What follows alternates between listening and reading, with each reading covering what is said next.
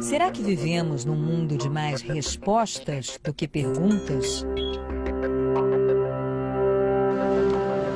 As verdades instantâneas em tempo real aguçam ou aplacam o desejo de reflexão. Algumas criações humanas têm o poder de atiçar o questionamento.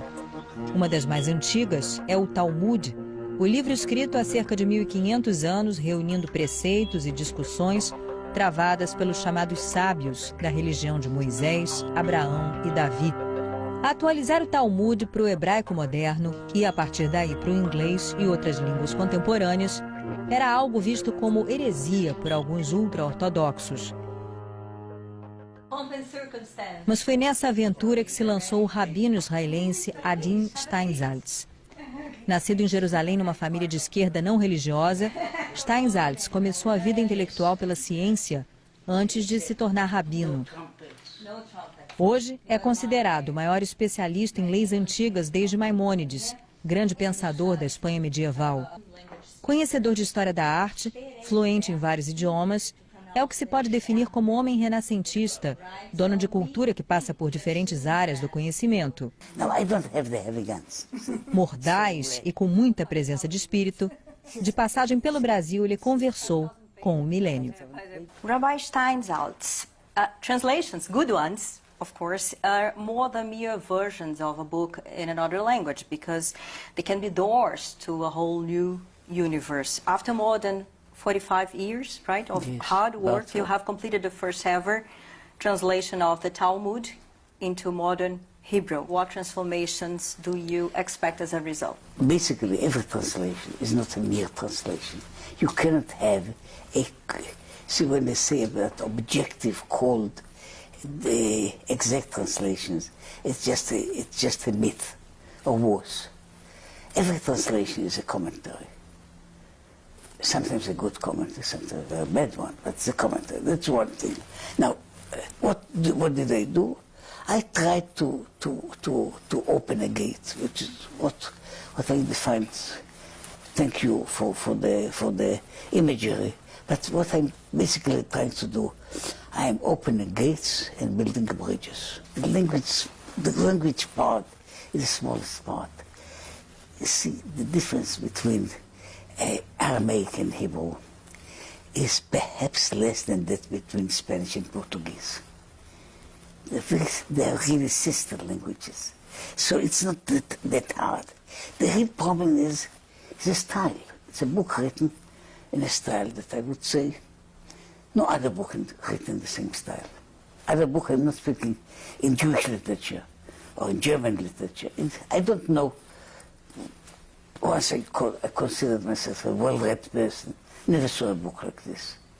It is not a matter of praise, it's just a matter of telling you what it is. So the book is very different. So in order to understand or to get into the book, my work was trying to open a gate. See, I have to speak the language of the person that is reading me.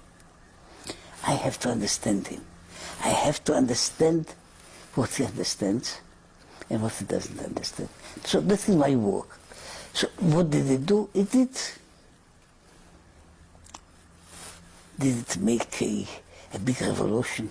Look, even with Luther, let me just add that in order to add a little bit to the effectivity of the translation, there were about 100,000 big cannons helping it. See, the 30 Years' War was not a small thing. So some of the changes that were done by Luther wasn't just done by a translation. They were followed with heavy guns. Now, I don't have the heavy guns. So you have 5,000 words. Yes, see, it's 5,000 pages, right? 5,000 pages, 5,000 right? pages. It's a big, so I cannot say, but I think it made a difference. I will quote what you said in an interview. The Talmud, as a book, has an enormous quality that the world needs now more than anything else: sanity. What I'm saying is, when I spoke about sanity, look, you are really living in a world in which the point is, in a certain way, everything goes. Everything, more and more things are permitted. But it doesn't mean that people are more and more happy, or they do what they have to do. In so many ways, I mean, so many ways, so many reasons, in such a vast amount of things. So basically what the world needs is, we have upheavals, going up and down, in personal lives, and national lives, and general political lives. We move all the time like this. That is a kind of craziness. And this craziness is not just crazy because it's so to say, it's not nice to look at.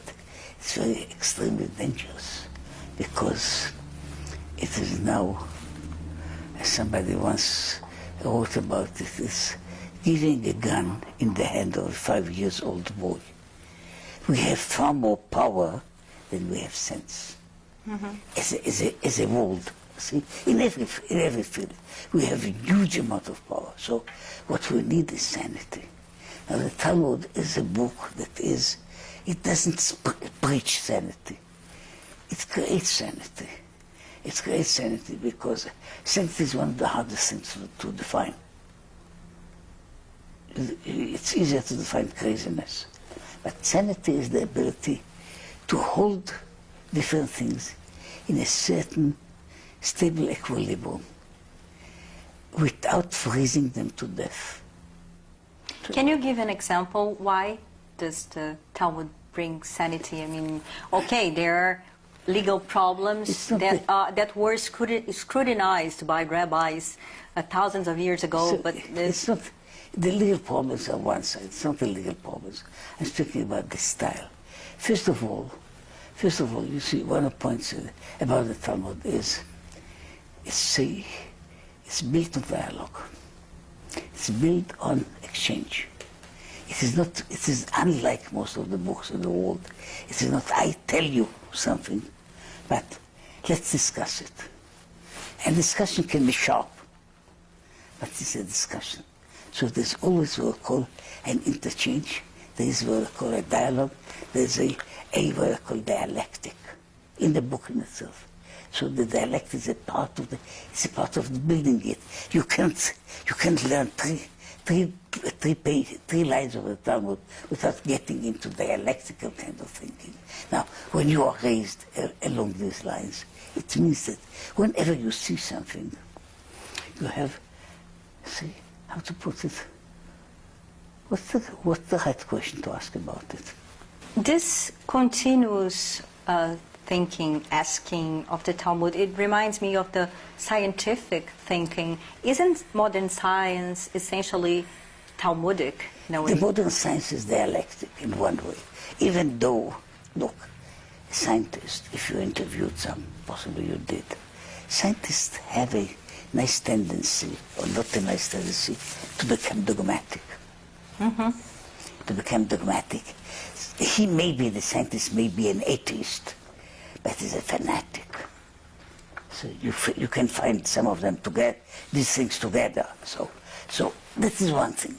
Now science in itself is dealing, it is in a way can work, because it's all, basically it is limited to a small range of subjects.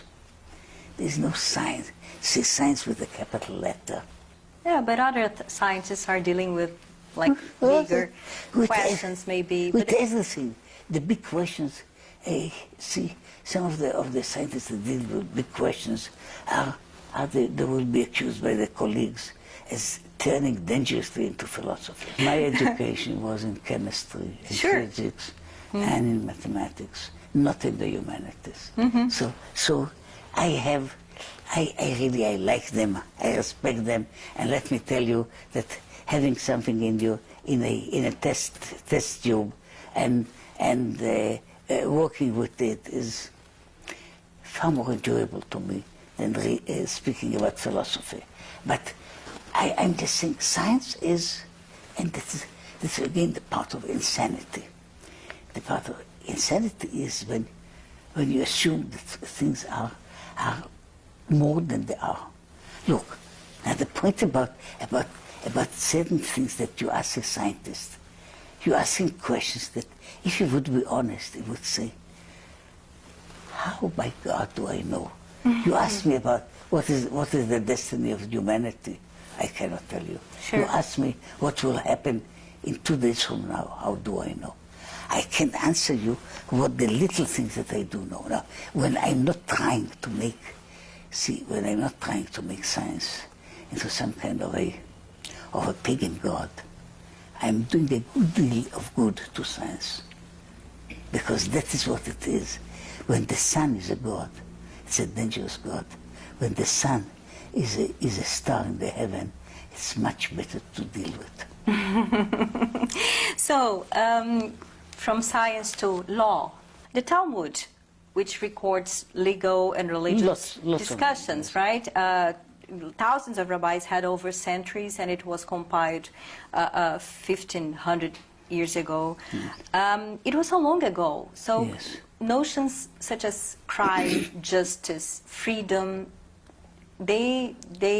those notions were different, right? In the past, I want to think that I believe that in the past people didn't want money, sex, and power. One has to be not only a historical, but also a fool to say it. But many years ago, I wrote a small play. I'm doing also these things.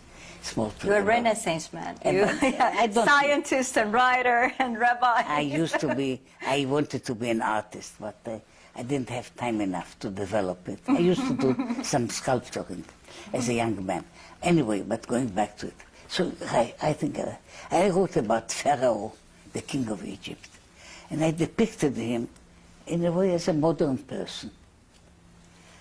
And I said in my preface, do you think that the difference of 3,000 or 4,000 years will make such a big difference in human nature? See, what are the big questions? We have all kinds of assumptions, but basically the same basic assumptions. We are built more or less of the same material. It's not only that we have the same noses, more or less, see, but we have the same way of breathing. We have the same way of moving. The changes are, again, had it been a difference of 300,000 years, say, okay, there is a chance of something happening. 1,500 years is a small time. Because the basic questions, the basic things are not very different. The problems were the same problems. Now, in that sense, I'm saying, look, you deal with problems. Of course, they become different, and the decisions may be different. And every country, every system of law or religion has also different answers.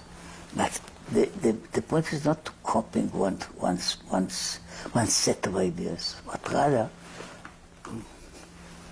how can we understand the different sets? How do we understand them? What do they mean to us? And that you can sit with somebody that is, see, I suppose, I never had the chance, see, let's suppose that I'm meeting, say, one of those sages from the planet, say, Mars, comes for a visit. I think that we could have a conversation still.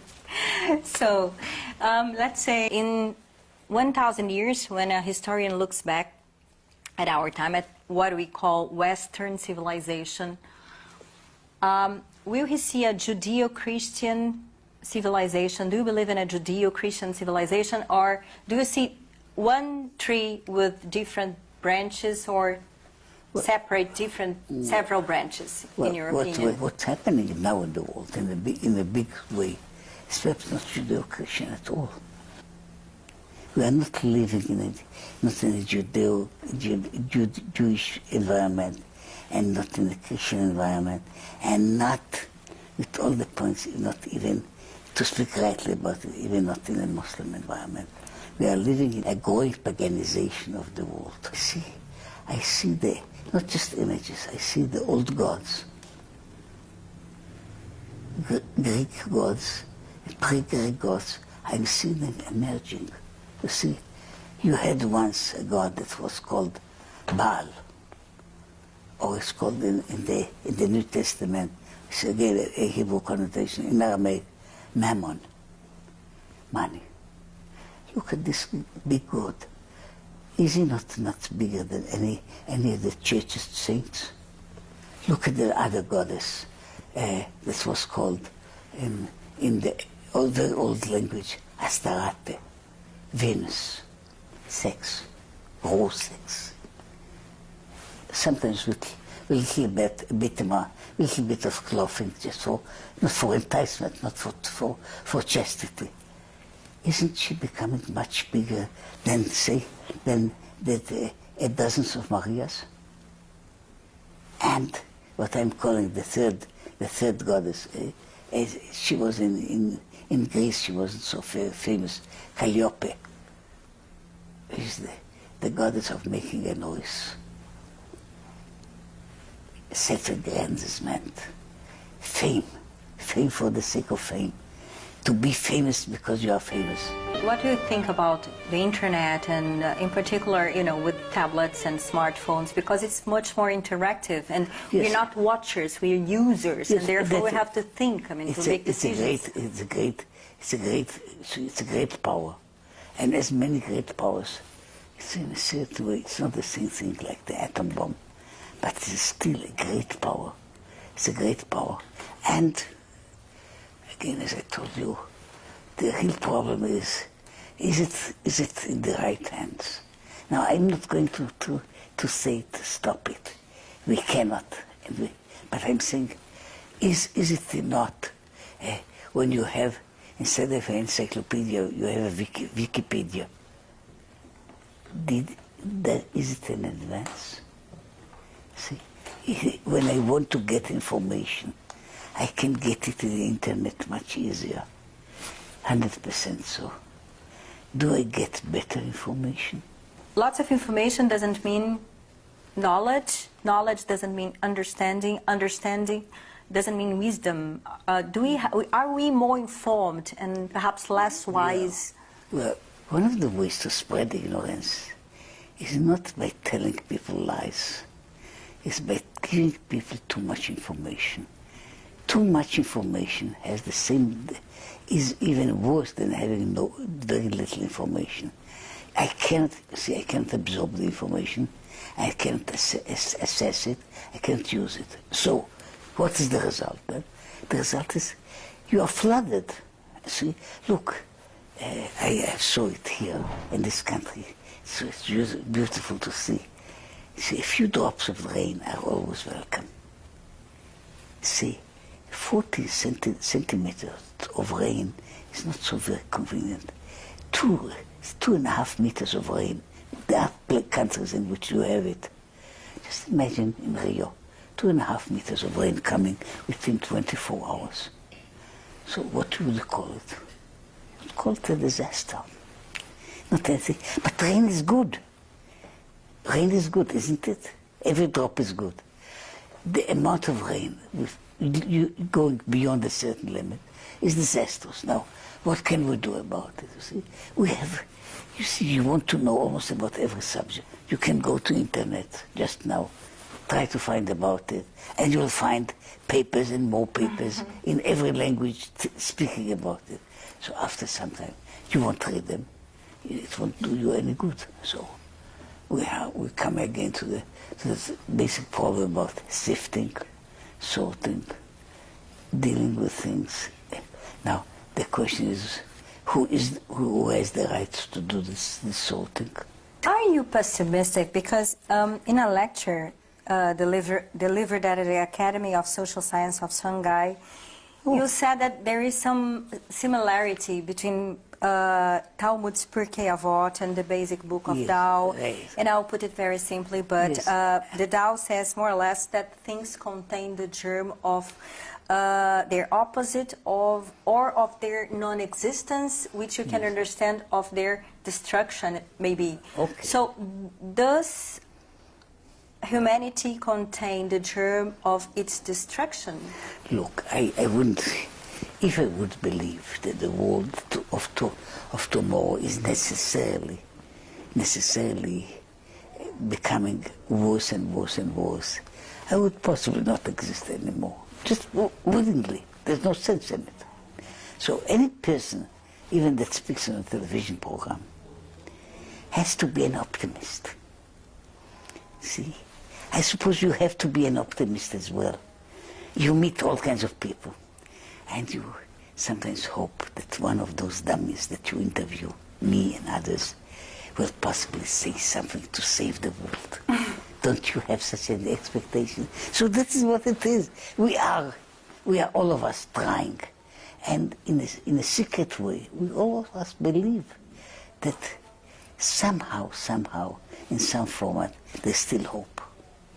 You know, I once, to give you, I've been asked, say, where does Judaism stand with the division between Leibniz and Voltaire? Leibniz just said that our world is the best of all possible worlds. And Voltaire, who wrote Candide and others, and which comes to the decision that our world is the worst of all possible world. Where does our religion stand about it? It's a nice question, incidentally. And so I would say that our answer is something like this. We are living in the worst of all possible worlds, in which there is still hope. Rabbi Steinsaltz, thank you very much for this interview. Thank you for the questions.